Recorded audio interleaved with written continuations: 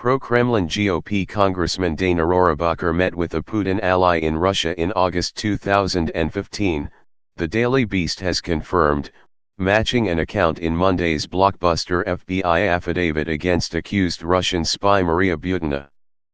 Butina was part of discussions about the Russian officials' plans to meet with a U.S. congressman during a congressional delegation trip to Moscow in August 2015, FBI agent Kevin Helson's affidavit swears.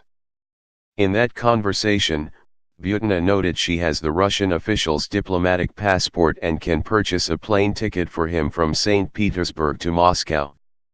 The official is widely believed to be Alexander Torshin, an influential former Russian politician from Vladimir Putin's party who established transcontinental ties to the National Rifle Association.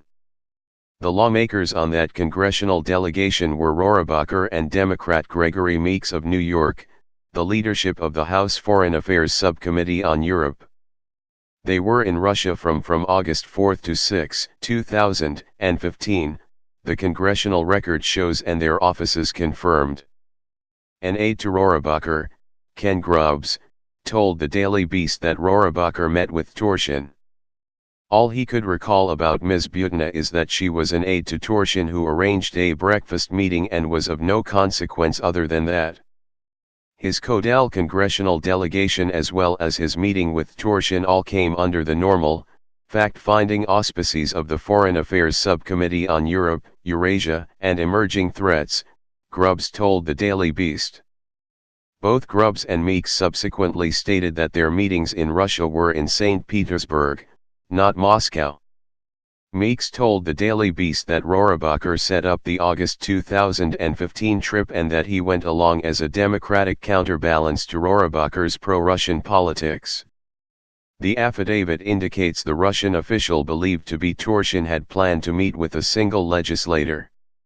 Meeks said he was unfamiliar with Torshin and did not meet one-on-one with any Russian while on the trip.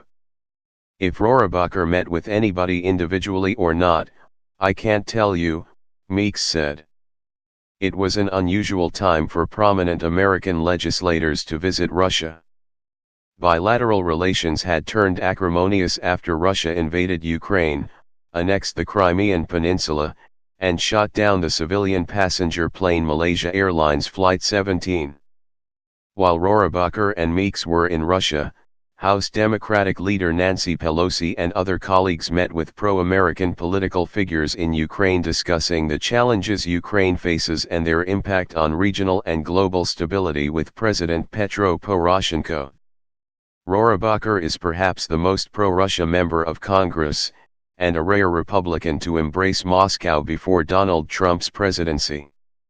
There's two people I think Putin pays, Rohrabacher and Trump, Republican Majority Leader Kevin McCarthy remarked in 2016, according to The Washington Post. Citizens for Responsibility and Ethics in Washington named Meeks, a Queens Democrat, one of the most ethically challenged members of Congress. He had been under an ethics committee investigation in 2012 after Meeks received a $40,000 loan from someone who pleaded guilty to unrelated mortgage fraud. The committee cleared Meeks of wrongdoing. The main message of the Russians to the legislators, Meeks said, was to decry Barack Obama, denounce the US and NATO as aggressors, and attack a piece of human rights sanctions legislation known as the Magnitsky Act that Rohrabacher has subsequently been accused of violating. There was somebody from the Russia Duma that was there, and I can recall getting into a shouting match with this member of the Duma who was putting down America and putting down President Obama, and I went back at him, Meeks said, describing the Russian legislator as a male in his late 40s or early 50s. Torshin, who was a legislator in 2015, is in his 60s. Meeks said he was unfamiliar with Torshin. Asked if he was familiar with Butina and if she was involved in the Russian meetings on the trip, Meeks said, "Not that I know of, no." Meeks added, "My dialogue was 180 degrees different than the dialogue of Mr. Rohrabacher."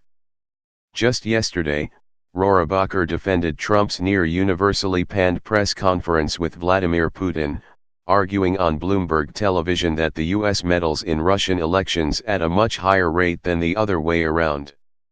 Meeks, however, issued a statement blasting Trump for parroting Russian propaganda and saying Trump is clearly colluding with Russia now to advance Putin's interests. To every one of my colleagues across the aisle who has spoken critically of Russia prior to Trump's election, your silence now is deafening. Accompanying the congressman, the congressional record states, were two key staffers. One was Paul Behrens, then a Rohrabacher aide, a critical congressional contact for Kremlin-aligned figures Natalia Veselitskaya and Rinat Akhmetshin before their now infamous June 2016 meeting at Trump Tower. Donald Trump Jr. took that meeting on the belief that he would receive damaging information against Hillary Clinton. Behrens and Rohrabacher, the Daily Beast reported last year, unsuccessfully attempted to hold a congressional hearing calling the Magnitsky Act a fraud after both men received a document from Russia's Prosecutor General's office during an April 2016 visit to Moscow.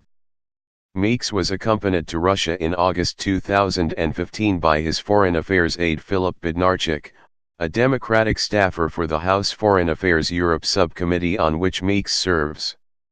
Meeks' office said Bednarchuk ceased working for the congressman last month.